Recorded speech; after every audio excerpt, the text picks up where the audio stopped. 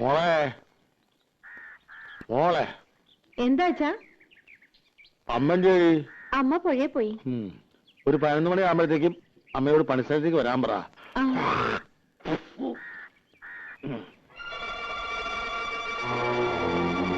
വാ കേറിയിരിക്ക. എവിടെ നിങ്ങളുടെ മരുമോൻ? അവനിവിടെ ഇല്ല, വീട്ടിൽ പോയിരിക്കുക. തത്തമംഗലത്തിന് 2 ദിവസം കഴിഞ്ഞ് വരും. ദിവാര, കഴിഞ്ഞത് കഴിഞ്ഞു, നീ ഉണ്ടാവാണ്ട് നോക്കുക. ഞാൻ അവനോട് പറഞ്ഞിട്ടുണ്ട്, നിന്റെ വിഷമം എനിക്ക് മനസ്സിലാക്കാൻ കഴിയും. എന്റെ വിഷമം ആരും മനസ്സിലാക്കണ്ട. ഞാൻ വെറും കരിവേപ്പില്ല. ഞാൻ എന്താ ചെയ്യണ്ടേ? നിങ്ങൾക്കറിയുമെന്നറിയില്ല. തലയിൽ വെച്ച പേനരിക്കും, താഴത്ത് വെച്ച ഉറുമ്പരിക്കും എന്ന് പറഞ്ഞ പോലെ ഞാൻ അവളെ വളർത്തിയത്. മുറപ്പെണ്ണാണെങ്കിലും എന്റെ സ്വന്തം അനിയത്തി അല്ല, മോളെ പോലെ ഞാൻ അവളെ നോക്കിയത്. ഓർമ്മയിൽ പോലും ഒരാണിന്റെ കണ്ണോടെ കണ്ടിട്ടില്ല. അതായിരിക്കും എന്റെ തെറ്റ്. അത് പോട്ടെ. കല്യാണം കഴിയുമ്പോ ഇതൊക്കെ അങ്ങോട്ട് മറക്കൂടാ. മറന്നില്ലെങ്കിലോ? വേണ്ട കുഞ്ഞുട്ടേട്ടാ, അവള് സുഖായിരിക്കണം, അത് മതി എനിക്ക്. ജാതിയുടെ കാര്യത്തിൽ പ്രശ്നമില്ലെങ്കിൽ അയാളുടെ അച്ഛനോടും അമ്മയോടൊക്കെ ആലോചിച്ചിട്ട് നിങ്ങൾ എല്ലാവരും കൂടെ അവളെ വന്ന് കാണണം. എന്തിനാണ്? പെണ്ണു കാണാൻ, എന്നിട്ട് അവളെ കെട്ടാൻ. അത് നടക്കുമെന്ന് തോന്നല്ല എനിക്ക്. നടന്നേ പറ്റൂ. ജാതി നോക്കിയിട്ടൊന്നുമല്ലോ സ്നേഹിച്ചത്, മോഹിപ്പിച്ചിട്ട്. ഇതെന്താ തമാശ? അങ്ങനെ ഊരിപ്പോവാനാണെങ്കിൽ അതവന്റെ അവസാന. ഓർത്തോ?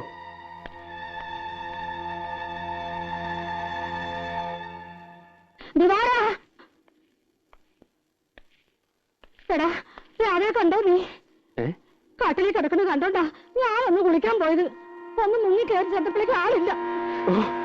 ചതിച്ചല്ലോ തള്ളോ നിങ്ങൾ.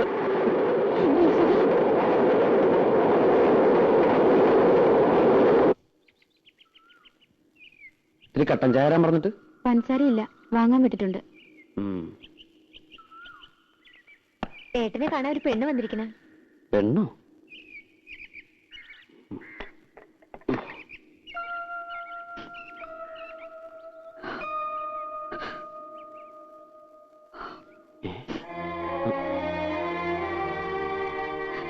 എങ്ങനെ കണ്ടുപിടിച്ചു? കരയില്ലേ? എന്താ പ്രശ്നം ഉണ്ടായത്? കരയാതെ കാര്യം പറയൂട്ടി. കാര്യമൊന്നും അറിയില്ലേ? ഞാൻ പോന്നു അവിടുന്ന്. എന്തിന്?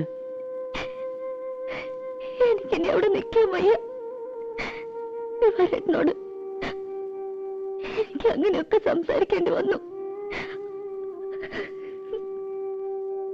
പിന്നെ എവിടെ നിൽക്കും? അത് ഞാനാണ് തീരുമാനിക്കണേ. ദിവാരേട്ടന്റെ വീട്ടിലേക്ക് ഞാനിനി പോവില്ല. പിന്നെ എന്താ ചെയ്യ? പത്മിനിയച്ഛന്റെ വീട്ടിലേക്ക് പോക്കൂടെ? അതിനല്ല ഞാൻ വന്നത്. ഞാനിനി ശശിയേട്ടനെ വിട്ട് പോവില്ല. എവിടെയോ? അല്ലാണ്ട് ഞാൻ എങ്ങനെ പോവുക? കുട്ടിക്ക് എന്റെ സ്ഥിതി പറഞ്ഞാൽ മനസ്സിലാവില്ല. കണ്ടോ എന്റെ വീട്? ഈ വീട്ടിലാ അച്ഛനും അമ്മയും പെങ്ങന്മാരും അനിയനും ഞാനും ഒക്കെ താമസിക്കുന്നത്. ഇവിടെ എങ്ങനെയാ ഞാൻ കുട്ടിയെ? പിന്നെ എന്തിനാ എന്നെ സ്നേഹിച്ചത്? സ്നേഹിച്ചു, അത് ശരിയാണ്. പക്ഷേ വെറുതെ ഒരു തമാശ. അങ്ങനെ പറയരുത്. മനസ്സറിഞ്ഞ് എന്നെ ഞാൻ ഇഷ്ടപ്പെട്ടത്. കല്യാണം കഴിക്കുന്നത് മോഹമുണ്ട്. പക്ഷെ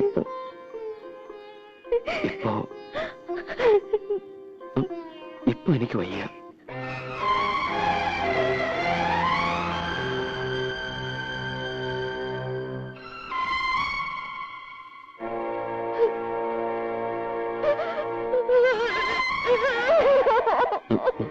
രാധേ, രാധേ,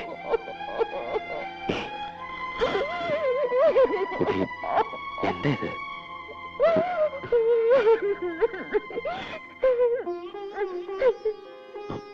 നോക്കൂ, ഒരു വലിയ കുടുംബത്തിന്റെ ഭാരം മുഴുവൻ എന്റെ ചുമല്ല. വലിയ ഗായകനാക്കാൻ ആശിച്ചത് എന്റെ അച്ഛൻ. ആശാരിപ്പണി പഠിപ്പിച്ചില്ല, സംഗീതം പഠിപ്പിച്ചു. 3 കൊല്ലം ഈ നശിച്ച വീടിന്റെ ഓട് മേയുമ്പോഴ എന്റെ അച്ഛൻ വീഴുന്നത്. അന്ന് കിടന്ന് കിടപ്പ എണീറ്റിട്ടില്ല, മിണ്ടിയിട്ടില്ല. അമ്മ, പെണ്ണുമാര്, അനിയൻ, സംഗീതം മതിയോ? കഞ്ഞിവെള്ളമെങ്കിലും കൊടുക്കണ്ടേ? അതിനാ ഞാൻ ഉളിയെടുത്തത്. ഞാൻ ആരോടൊന്നും പറയാറില്ല. ഞാൻ എന്താ ചെയ്യണ്ടേ? കുട്ടി എനിക്ക് നഷ്ടപ്പെടാൻ വിഷമമാണ്. കാത്തിരിക്കണം. എവിടെ എവിടെ കാത്തിരിക്കും?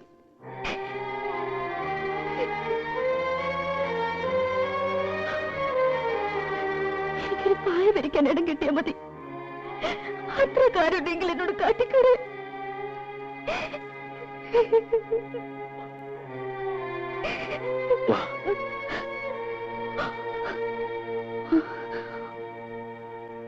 നോക്ക്, എന്റെ അച്ഛൻ, അമ്മ, പെങ്ങന്മാര്,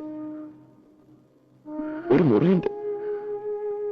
ഇതിനിടയിൽ ഞാൻ എവിടെയാ? കുട്ടിക്ക് ഒരു പായ കുറിച്ച് തരാം.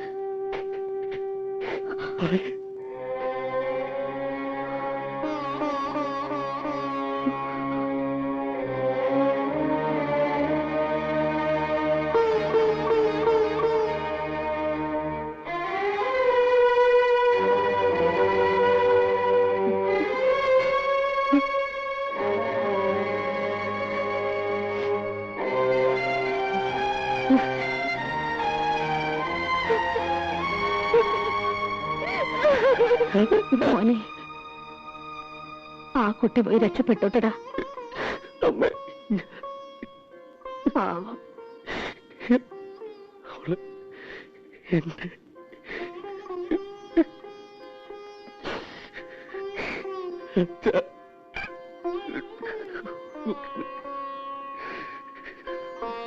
എന്റെ അവള് പാവം. എനിക്ക് മറിയില്ല.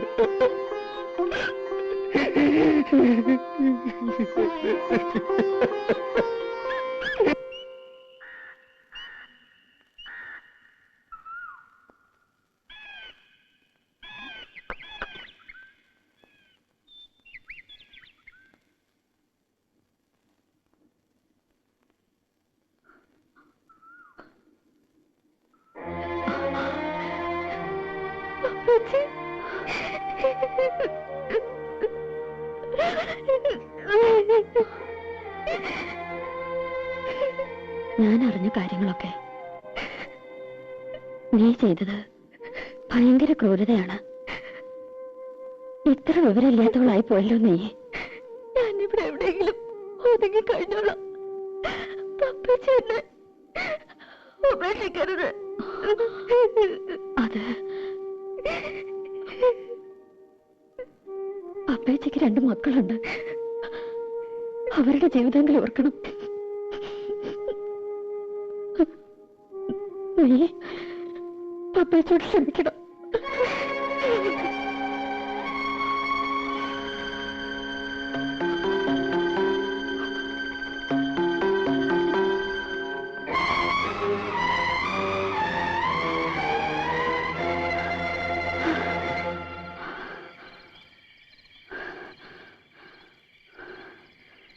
നിന്നെ കാണാനില്ലെന്ന് കേട്ടു. ദിവാകരൻ അന്വേഷണം നടക്കുന്നുണ്ട്.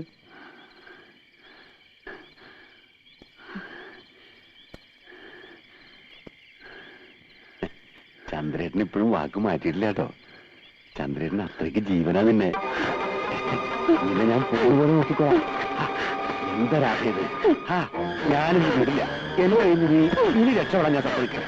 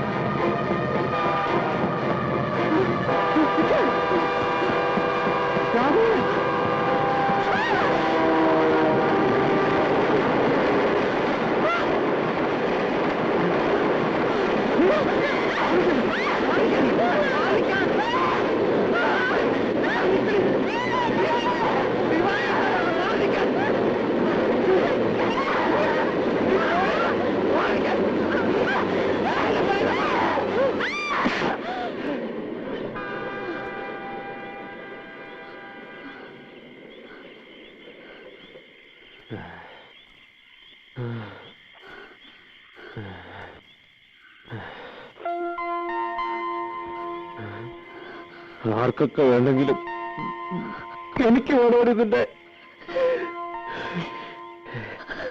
എനിക്ക് വേണം.